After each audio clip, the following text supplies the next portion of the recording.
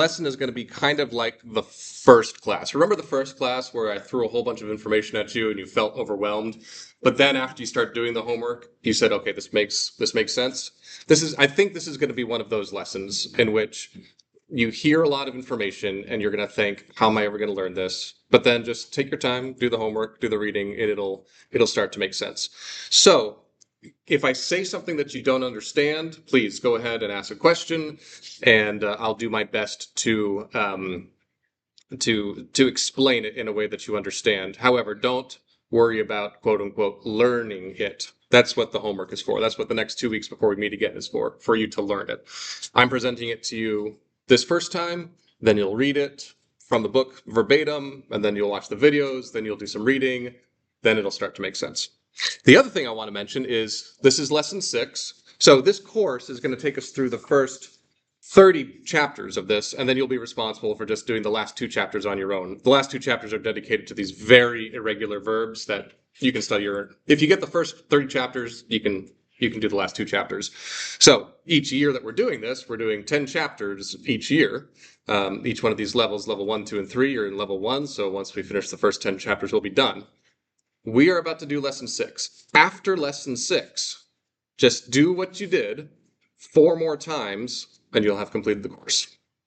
So just to put it in perspective on how far you are. And I think after you do the readings for lesson 6, you'll start to realize, wow, I'm actually reading some sentences, whole sentences out of the New Testament, and I understand. So there's this adaptation from Galatians that you'll read today. Not today, but over the next 2 weeks. And it should really start sinking in. You're kind of like a frog that is sitting in a pot of water that is slowly being brought to a boil. Have you ever heard this analogy? Yeah. Right. So the frog doesn't notice that the temperature is rising, and it will eventually just die because it was such a gradual increase. It didn't notice it was happening. Now, I'm not saying that Greek's going to kill you, but what I am saying is that we are slowly raising the temperature, and you don't notice the change until you start to compare what you were reading in lesson 1 to what you're reading in lesson 6. And then you realize, wow, I know 80 vocabulary words. I didn't know I knew that much. Wow, I just read that sentence and invoked an image in my mind. How did that happen? The temperature's slowly raising, and eventually it'll raise to the point where you're actually reading the New Testament. So everybody, congratulate yourselves so far and give yourselves a pat on the back. No one did it. Okay. You're getting close. You're getting there. Okay, so if you want to follow along in Croy, I'm on page 28. But if you follow along on the sheet that I handed out, this will work. That'll work as well. Don't let this throw you through a loop. Feminine nouns of the second declension. So what was the first declension? Feminine, yeah. Second declension was masculine, and there's a third declension we'll get in a couple chapters, but we're not there yet. So, feminine nouns of the second declension. That doesn't make sense. Feminine's first declension. Masculine and neuter are second declension. What are feminine nouns of the second declension? Well, I'll tell you. So sometimes nouns in the second declension, and if you need a review on that, that's on Croy, page 19. Don't flip to that now, but that's just for your situational awareness if you need a review. Sometimes nouns in the second declension are treated as feminine in all other respects. That is, they'll have a feminine article, they'll have feminine adjectives, but they'll decline, that is, the ending will change as if it's masculine. So here are 2 words that you're going to get in this lesson. Heeremos. So think of the word arid. What does arid mean? It was an arid landscape. Hot and dry. Haeremos is the desert or the wilderness. When Jesus goes out to be tempted by the devil, he's going into the eremos. So eremos. But check this out. Look at this word eremos. What's that article? Yeah, that's feminine. But the ending is masculine. Yeah, weird. But look at this next one. Hehodos. So hehodos. Feminine article. Masculine ending. That's what we're talking about when we say feminine nouns of the second declension. So here's an example sentence where you can see that in action. Ego blepo ten agathen hodon ente eremo. Ego blepo, so I myself see, not just I see, but we've got blepo by itself means I see. Ego blepo, I myself see, for emphasis. Ten agathen hodon, ente eremo. We've got feminine here, tain, agathane. That's a feminine ending, not agathos, but agathane. Hodon, masculine. Remember, os, u, o, on. That's accusative masculine, on. But we've got accusative feminine, tain, agathane. Ente eremo. Again, feminine, te, ace, ain. But this is a masculine dative ending, os, u, o. Okay? So just check that out. You've got feminine articles, and you've got a feminine adjective, but the noun remains masculine. Now here's the big caveat that I want you to take away from this. Do not, I repeat, do not try and memorize which words fall into this category. I don't want you to say, oh, that word, that is a feminine word, but it declines masculine. Don't do that. Don't try and memorize. Just know that it happens sometimes. So you're likely not even going to notice this. I forgot this existed as I was reviewing this lesson to get ready to teach it. I thought, oh yeah, I forgot that some words are like that. Because as you're reading, you're going to recognize that that's accusative. You're going to recognize that that's dative. How do you know that's dative? Because it's got that iota subscript, right? How do you know that this is dative? This is accusative? Because it's ending in a new, ending in a new, ending in a new. You're just going to be reading it, and you're not even going to notice that one of them's feminine, one of them's masculine. But I'm telling you right now, one, because it's in the book, but also, if you're reading along and you say to yourself, hey, wait a minute, isn't that adjective supposed to be feminine? Why isn't it masculine? Then you'll just remember, oh yeah, some words do that. Okay?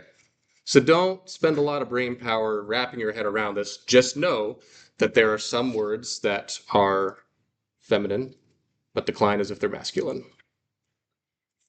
Does that make sense? All right. And what's the next section? Masculine nouns of the first declension. So the exact opposite, but a little bit different. So sometimes you're going to see masculine nouns, again, that's second declension, in the nominative with the ending ace. That's going to be a special case nominative ending.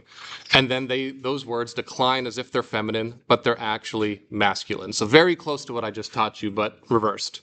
So here's an example. This is a nominative word. Ha methetes. That means disciple. You're going to see this word all the time in the New Testament. Or ha prophetes. That's prophet. These words are in the nominative, even though it ends with this, what looks like a genitive feminine singular. So here's an example of one of them fully declined. Ha prophetes. Okay, so this is masculine, even though it looks like that's got a feminine feminine genitive singular ending. In the genitive, tu, prophetu. So that's pretty recognizable. And then the dative, to, prophete. That looks like a feminine ending, but again, you know it's dative just because it's got that iota subscript. Accusative, ton, prophetein. That's a feminine-looking ending, but it's a masculine word. And you know it's accusative because it's ending with a new. Vocative is pretty predictable. And then we've got our regular endings here for the plural, right? I, own, ice, us. Again, don't get tripped up over this. Just you'll start to recognize it as you're reading. Here's an example sentence of this in action. Ha agathos methetes. Kai agathos prophetes limbanusin, or the good disciple and the good prophet receive something. How are you, I keep telling you, don't get tripped up. How are you not going to get tripped up? Remember about the definite article. The definite article is your best friend. The definite article is always regular. The definite article never changes. So even if I'm reading along in this sentence, I say, methetes, I don't recognize that eta sigma. What is that? Well, just look at the definite article. You know what that is. It's nominative, masculine, singular. Same thing over here. What is this ace? Oh yeah, nominative, masculine, singular. The definite article never steers you wrong. I want you to just trust yourself that as you're reading, you'll recognize that this just happens sometime. And a couple lessons from now, lesson 7, lesson 8, lesson 9, this isn't even going to phase you. You'll just recognize that some words look like this. When in doubt, just keep reading, keep getting that text into your brain, and it'll make sense. All right, any questions there so far? Again, don't try and memorize which words follow this pattern. Just recognize, oh yeah, Yoda subscripts, that's in the dative. Ending with a new, that's accusative. Oh yeah, Omicron upsilon, that looks like a genitive, and you'll be all set. Even if you don't know the gender of the word right off the bat. Okay, we're going to do a little bit of review here with English grammar. Who remembers what a preposition is? A couple people nodding. What's a preposition? The box to the box around the box. Right, yeah. The box. And I'm going to use the word bird just because that for some reason that seems to fit because we've already done that when we were trying to remember what the declensions are. So we've got this sentence: the bird flew blank the tree.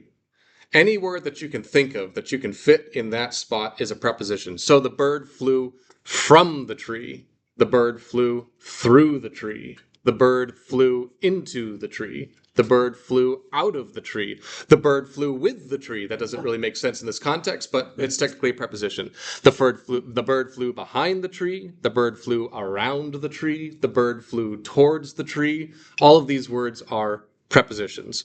So the technical definition is prepositions express a relationship between a noun or a pronoun, such as I, you, he, she, it, and some other part of the sentence. When you start learning these prepositions, you're going to see them all over the New Testament. Every page of the New Testament is swimming with prepositions, just like English speech is swimming in prepositions. It's just this word that's going to be relating words in the sentence, not necessarily in physical space, but also in a conceptual way, as we'll see in a moment. So, you all good on what a preposition is? Yeah. That sound a little bit familiar from high school English? Okay. Yeah, it was a long time ago. But you use them without thinking about it, and you'll do the same with English with Greek. So let's start talking about the syntax of Greek prepositions. So review, what is the word syntax? We covered this last class. Yeah, word order. The way that words are ordered in order to communicate meaning. Change the order, the meaning changes. In some cases. So let's talk about the syntax, that is the word order of Greek prepositions. So Greek prepositions function in much the same way as in English. However, the case endings of the noun they accompany will sometimes change the meaning of that preposition. For example, so here's a preposition that you're going to become very familiar with because you'll see it all the time. Dia. Dia, if it's going to be paired with a genitive, and I'll show you some examples in a second, that means through. Or dia, when it's coupled with an accusative, means because. But those are also saying kind of the same thing. So, I learned to read Greek through my learning of it. That makes sense. It sounds a little weird, but that makes sense. Or, I learned to read Greek because I learned to read Greek because I learned it, or because of my schooling, or through my schooling. Right? One of them is sort of spatial. Through is kind of a spatial word. However, you can use it abstractly to communicate reason or purpose. So we've got this word dia. If I'm going to change it couple it with a genitive, that's going to mean through, spatially. But dia with accusative is also going to mean through, but in a sort of an abstract way. So we'll translate that as because. So once you see these examples, that'll start to make sense.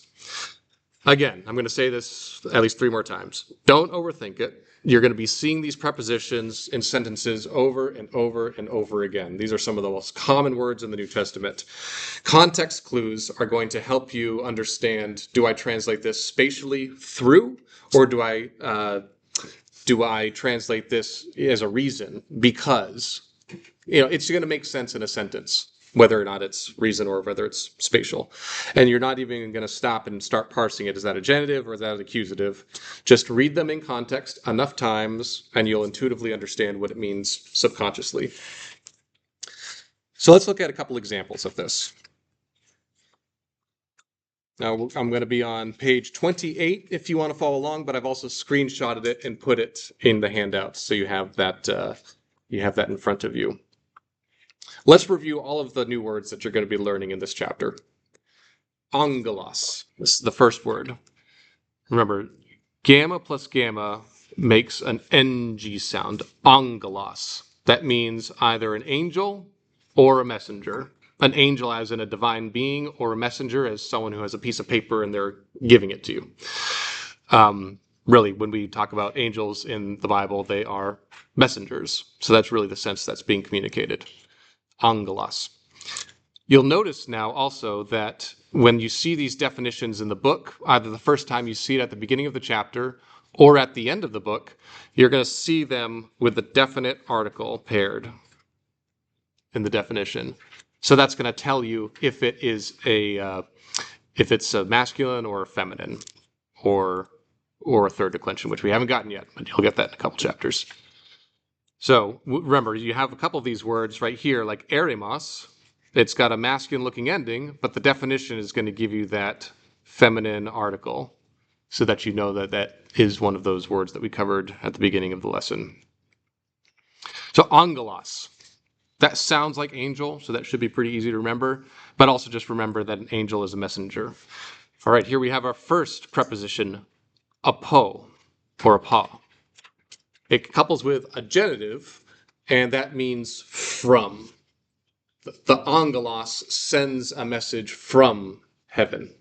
So from. The bird flew from the tree. The bird flew apo, the tree. We have this word balo. That means to throw most of the time. It could also mean to put something down or place, but usually it means throw. So that's where this word ballistic comes from, balo. I also just think of it as, what do I do with a ball? I throw it. Ballo. I mean, it's even spelled the same way. Beta, alpha, lambda, lambda. Ball. Okay, so that should be pretty easy. Ball. Ballo means to throw. All right. Dia, which we were covering in our example. If it's coupled with a genitive, that is through. If it's coupled with an accusative, that's for the sake of or because of. Think of the word diameter. What's a diameter? You got a circle, and it's the line that you draw through the circle. Through the circle, diameter. That's where it comes from. Dia. Ace, right here. Epsilon, iota, sigma. It pairs with an accusative, and it means into, or against, or to. Again, you'll see all of these in example sentences shortly. Ek, epsilon kappa, or X. So the difference here in these spellings is if the word that is following it is going to be a vowel, then you'll say ek. But if it's going to be a constant, or did I get that? No, if it's followed by a constant, it's ek. If it's followed by a vowel, it's X. Just think exoskeleton. Outside, out of, exoskeleton. Like insects, they don't have skeletons. They have outside skeletons, exoskeletons. That's where this is coming from, out of. Ek. That's another preposition. The bird flew out of the tree. The bird flew ek the tree. Epsilon nu plus a dative means in. That should be easy to remember. N. N, in. Okay. Eremos, we already covered that. That's desert. Cosmos means the world. So when I say the cosmos, what do you think of? Carl Sagan. Yeah, Carl Sagan, right. What does Carl Sagan talk about in Cosmos? Cosmos. The universe, the whole thing, the world. Now, in the ancient conception of the world, when these texts are being written, the word cosmos doesn't mean the universe as you know it, because their understanding of what the universe was much smaller. They thought that the Earth was all there was, that the stars orbited around the Earth. But it has the same sense. They say cosmos, and it means everything, the whole of all of creation. But it also, in this sense, means world. So when they say throughout the cosmos, in their minds, they're thinking throughout the world, the physical world that we inhabit. So it's a little bit different than ours. We think cosmic, giant universal scale. They are also thinking everything, but in the world. So cosmos, world. Lithos means stone. So like monolithic. We're like, what's a monolith? A monolith is a giant tall stone, so if that is sitting by itself. So think about in Egypt, they have these giant tall pointed stones that look like the Washington Monument. Actually, the Washington Monument doesn't technically count because it's made out of bricks or chunks of stone, but one tall structure that is made out of one stone is called a monolith. One stone, monolith. So lithos means stone.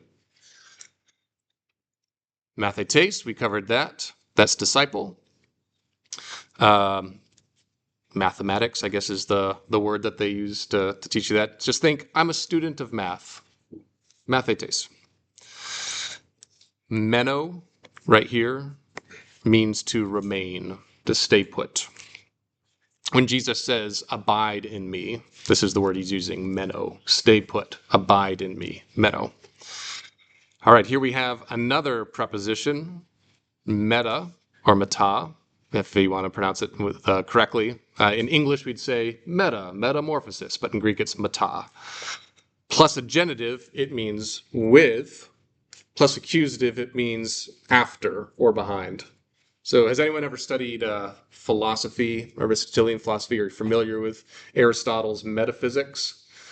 So the reason why metaphysics got its name initially is Aristotle wrote a whole bunch of books, and he wrote his physics, which is just the Greek word for nature, physics, physica, and then the book that you read after physics was just metaphysics. It's the next one in his corpus, metaphysics, after physics. So if you know that, that'll help you memorize this word, meta. Okay. Hodos means road. Remember, it's got a rough breathing mark here, so we pronounce that not odos, but hodos. And then you've got the word odometer. We'll get this Greek word later, metros, meaning measure. Odometer. What does an odometer do? Measures how far you've traveled along the road. That's a Greek word you didn't know you knew. Hodos means road or way. Tempo means to send something. I don't have a mnemonic for that one, but you'll see it enough times. You'll remember it. Harry plus a genitive means about or concerning. So think about what's the perimeter of a house? Around the edge of it. Yeah. Peri means around. Or concerning or about.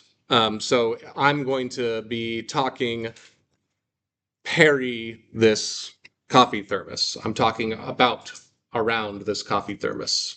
It means about or concerning. Pros. This is another preposition. It goes with the accusative. To or towards. The bird flew to the tree. The bird flew towards the tree. The bird flew pros the tree.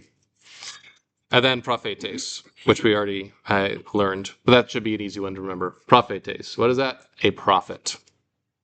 So let's take all of these words that we just did in rapid succession and read some very short sentences with them, and then you'll see those prepositions in action. Apo tes eremu. Remember, so we've got this genitive ending, and we got the genitive ending here in the article. Apotes erimu, from the desert. Eiston oikon. We've got accusative endings, ton, oikon. You should know what oikon is. I think we've had that already. House. Eiston oikon, into the house. Ektes geis, genitive endings. Ektes geis, out of the land. Ente hodo, dative. Ente hodo, in the road or in the way. This could be a good example of one of the words that is used to describe Christians in Acts is keepers of the way or followers of the way. So the way literally means a road, but it also has this abstract sense of the way to follow. What is the way of the Greek student? The way of the Greek student is to study Greek every day and to read Greek and to listen to Greek. That's the way of the Greek student. So if I'm saying ente hodo, depending on context in your reading, it could be literally in the road, on the road, or following the way of something, following the way of the Greek student. Prostein thalasan, to the sea. Dia tes eremu. Okay, so remember I said dia plus the genitive tes eremu means through the desert. Dia tes eremu. I'll skip ahead here to this one. Dia tain gain. That's accusative, so that's because of the land. Dia tes eremu, through the desert. Dia tain gain, because of the land. Metatone tectone, with the children. That's the accusative plural. Genitive plural. Meta plus the genitive, with metatone tectone. Peri tu mathetu, about the disciple. And then you sort of read the rest of these in your private study. Does this make sense, seeing them in context like this? Yeah, these are very short 3-word sentences, but as you read enough of them in context, it'll start to make sense, just like it always has been as you're going through the reading in the Jong Reader. If we have enough time at the end, I can go back and read through some more of these, but I think you get the idea.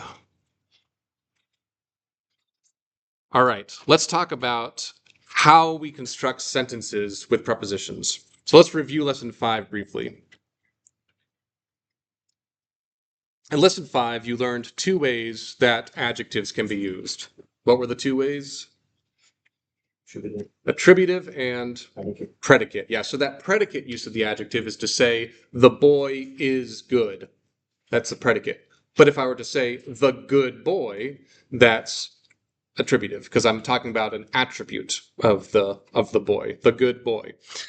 And we're going to see a lot of these prepositions being used in a very similar way to that attributive use of the adjective. So let's review the syntax of the attributive adjective. This is the example I used in lesson 5, if this looks familiar. So the first way to use it is between a noun and its article. Ha agathos doulos, literally the good slave or the good servant. The second way, with equivalent meaning, but a different way to express it, is after a noun with that article repeated. So, hadoulos, ha'agathos, the slave, the good one, or literally the good slave. So keep that construction in your mind. You spent the last couple weeks on that, so that should be pretty familiar. Prepositional phrases can be thought of as attributive adjectives in this way. On this first sentence here, ha'anthropos ha'ento oiko. So ha'anthropos, what is that? The man. Now I'm not saying ha'anthropos ha'agathos. I'm not saying the man, the good one. I'm saying ha'anthropos ha'ento oiko. Ento oiko, in the house. Or ha'ento oiko, the one who is in the house. Ha'anthropos ha'ento oiko, the man, the one in the house, man. The man, the one who is in the house, or the man who is in the house, or the man in the house. All of those sentences are equivalent. But in Greek, you'd see it written as ha'anthropos ha'ento oiko. So maybe if you put a sort of a pause there in your mind as you're reading it, like a little comma. Ha'anthropos ha ento oiko, comma, and then the rest of the sentence. So I'll pause there briefly. Does that make sense? So that instead of this attributive adjective, ha agathos, our adjective here is going to be ha ento oiko. Ento oiko, in the house. Ha ento oiko, the one in the house. Ha anthropos ha ento oiko, the man, the one in the house man. The man who is in the house. The man in the house. The man who is in the house. Okay, let's look at another one. This one is a little bit trickier because it's a slightly different word order, but it has the same meaning as coming across. Hoi, so we know this is already plural. Hoi, apo ton oranon angeloi. So this article here, hoi, angeloi, the angels, or this is still an attributive adjective use. Remember, one way that you can use the attributive adjective is that article, adjective, noun, like right here, the good slave. Now our adjective is apaton oranon, from heaven, or from the heavens. The, from the heavens, angels. The angels who are from the heavens. The from the heavens angels, which is poor Greek syntax. Excuse me, poor English syntax, excellent Greek syntax. Hoi apoiton oranon angeloi. So who's having trouble understanding this sentence? Hoi apoiton oranon angeloi.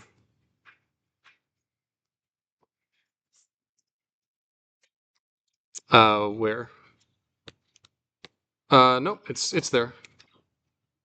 Yeah, that sort of backwards comma is a rough breathing mark. Yeah. Hoi apo ton uranon angeloi. The from the heavens angels, the angels who are from heaven. You'll see this a lot. Ton uranon, the heavens. But in English, we typically just say heaven. But in Greek, for some reason, they like to talk about the heavens, plural. But it's equivalent to if I say Jesus, or if I say the Holy Spirit came down from heaven, I'm using a singular heaven. In Greek, it would typically be the Holy Spirit came down from the heavens. Same meaning. It's not different. So hoi apo ton uranon angeloi, the from the heavens angels, or the angels who are from heaven. One more sentence. Blepo, so I see, blepo tous lithus tous ente eremo. So I see the stones, the in the wilderness ones, the in the wilderness stones. Tous lithos, tous ente eremo. So the stones, the in the wilderness stones, the in the wilderness ones, the stones, those in the wilderness. I see the stones that are in the wilderness or in the desert. Just look at this third sentence. Is anyone looking at that sentence and is having trouble extrapolating that meaning from it? Like, just remember how adjectives work in the attributive position. So we're treating the preposition phrase just like we treat an adjective. Syntactically, yes, exactly. Yep. Now, you'll see prepositions that aren't used this way all the time, and as you get into the Zhang reading, you'll see that. But in this sense, that's one way that you're going to see them often. These prepositional phrases used as adjectives. I see the stones, the ones that are in the desert, or I see the stones that are in the desert. Make sense? Okay. Again, read this enough times, it'll start to become second nature, and you won't even think about it. Okay, everyone turn to page 30 and 31 in Croy. I didn't put this one in the handout. Very bottom of page 30. You don't need to know what these words are, but I'm going to tell them anyway. Elation in aspiration. So sometimes as you're reading, it's going to sound strange if you're saying two words and one of them ends with a vowel and the next one begins with a vowel. So I wouldn't say, if you're looking at that last full sentence on page 30, I wouldn't say apo uranu. I'd say upuranu, from heaven. And I wouldn't say meta angalu. I'd say metangalu. So meta, it's ending with alpha, and angalu beginning with an alpha. Meta angalu. Greek has a very lyrical quality to it, and that just sounds very German, just kind of start and stop. Meta angalu. You'd say metangalu. That's called elation. Here's another one. Instead of dia, remember through, when it's paired with a genitive, you wouldn't say dia oiku, you'd say dioiku. And as you're reading through these and you start seeing these parentheses that are between words, instantly you're going to know that that's elation. These words that, rather than having the vowels clash, they slur together. Just like, it's not just like, but think about the word don't, D-O-N apostrophe T. That apostrophe stands for O, do not. But I say don't, just because it's faster. It sounds better, I guess. Same thing's going on here. Not dia oiku, but dioiku. Now, something similar happens if that next vowel in that next word has a rough breathing mark. Something similar is going to happen, but something different. There's going to be something called aspiration. So to breathe, you're going to aspirate. If that word ends with a tau, or has a tau in it, it becomes a theta. If it has a p, it becomes a phi. So the aspirated version of tau, everyone go t, t. Now aspirate that, right? Or now everyone make the p sound, now aspirate that. Okay, so becomes, that's aspiration.